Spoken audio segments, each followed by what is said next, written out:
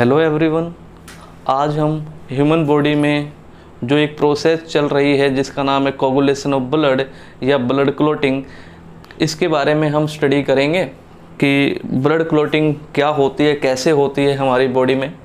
तो सबसे पहले हमें पता होना चाहिए कि ब्लड क्लॉटिंग की डेफिनेशन क्या है। ब्लड क्लॉटिंग का मतलब है एक ऐसी मैकेनिज्म जिसके अंदर जो हमारी बॉडी से एक्सेस अमाउंट में जो ब्लड लॉस हो रहा है उसको प्रिवेंट करने की जो प्रोसेस या जो मैकेनिज्म हो रही है हमारी बॉडी में, उसको हम कोगुलेशन ऑफ ब्लड या ब्लड क्लॉटिंग बोलते हैं।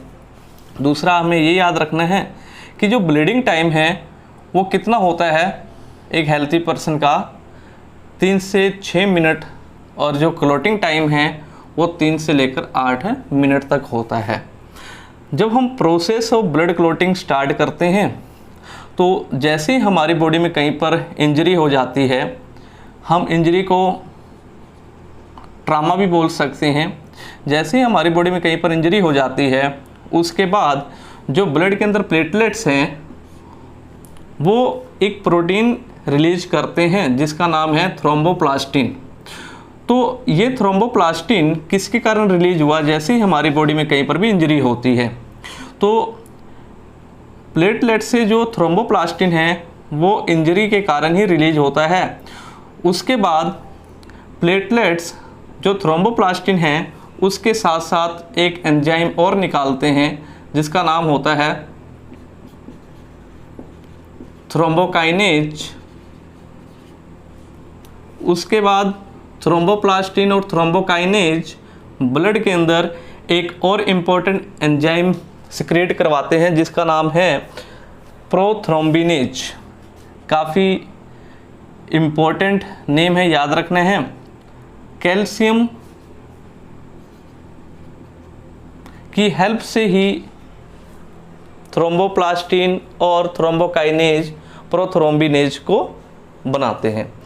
उसके बाद ये जो एंजाइम है ये ब्लड के अंदर जो प्रोथ्रोम्बिन है जो इनएक्टिव फॉर्म में होता है, ये लीवर से निकलने वाला एक प्रोटीन है जो इनएक्टिव है। किसी भी नाम से पहले अगर प्रो आ जाता है तो उसका मतलब वो इनएक्टिव है। तो इसको एक्टिव करने का काम किसका रहता है? प्रोथ्रोम्बिनेज का। तो यहाँ लिखेंगे हम प्रोथ्रोम्बिनेज का क्या काम है? प्रोथ्रोम्बिन को कैटालाइज करना। तो ये जैसे ही इसको कैटालाइज करेंगे तो प्रोथ्रोम्बिन किस में कन्वर्ट हो जाएगा? थ्रोम्बिन में, ये एक्टिव। उसके बाद जो थ्रोम्बिन है ये हमारी बॉडी में जो मोस्ट इम्पोर्टेंट प्रोटीन है जिसका नाम है फिब्रिनोजन। जैसे ही किसी के नाम से पहले प्रो लिख आ जाए या नाम के लास्ट में जन आ जाए तो उसका मतलब होता है इनएक्टिव। तो ये भी एक इनएक्टिव प्रोटीन है। इस इनएक्टिव प्रोटीन को एक्टिव करने का काम किसका होगा? थ्रोम्बिन का है। और जैसे ये प्रोटीन एक्टिव होगा तो इसका नाम फिब्रिन हो जाता है। उसके बाद जो फिब्रिन है वो ब्लड सेल के साथ बाइंड होकर ब्लड को क्लॉट कर देते हैं। तो कहीं ना कहीं अगर हम इस पूरी प्रोसेस को देखें तो जैसे इंजरी हुई उसी वक्त प्लेटलेट्स एक्टिव होते हैं और रिलीजिंग होती है। किसकी रिलीजिंग होती है? थ्रोम्बोप्लास्टिन। और थ्रोम्बोप्लास्टिन और थ्रोम्बोकाइनेज कैल्शियम के साथ मिलकर किसको बनाते हैं? प्रोथ्रोम्बिनेज। ये इनएक्टिव प्रोटीन को एक्टिव करता है। यहाँ पर भी कैल्शियम यूज होता है और थ्रोम्बिन फिब्रिनोजन को फिब्रिन में कन्वर्ट करता है और फिब्रिन लास्ट में ब्लड क्लॉटिंग करवा देता है। इस पूरी प्रोसेस में काफ़ी बार ये क्वेश्चन पूछ लिया जाता है कि इस पूरी प्रोसेस में इम्पोर्टेंट रोल कौन प्ले कर रहा है? तो जो कैल्शियम आयन है वो विटामिन के साथ मिलकर एक इम्पोर्टेंट रोल प्ले कर रहे हैं।